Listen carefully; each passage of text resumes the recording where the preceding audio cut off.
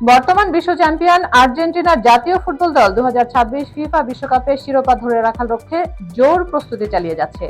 প্রধান coach Lionel স্কালোনির অধীনে দলটি আগের বিশ্বকাপ জয়ী স্কোয়াডদের বেশিরভাগ খেলোয়াড়কে ধরে রেখেছে।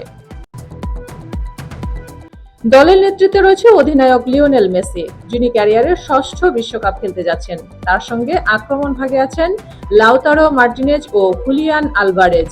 মধ্যমাঠে রয়েছে রদ্রিগো ডি পল, অ্যালেক্সিস ম্যাকে অ্যালিস্টার এবং অ্যানজো ফার্নান্দেজ। বিশ্বকাপের আর্জেন্টিনা যে গ্রুপে আলজেরিয়া, অস্ট্রিয়া ও জর্ডানের মুখোমুখি হবে। টানা দ্বিতীয়বার বিশ্বকাপ জয়ের মাধ্যমে ইতিহাস গড়ার স্বপ্ন দেখছে লাতিন আমেরিকার অন্যতম সফল দলটি। ফুটবল বিশ্লেষকদের মতে অভিজ্ঞ ও তরুণ খেলোয়াড়দের সমন্বয়ে গড়া আর্জেন্টিনা এবারের বিশ্বকাপেও অন্যতম শিরোপা প্রত্যাশী দল হিসেবে বিবেচিত হচ্ছে।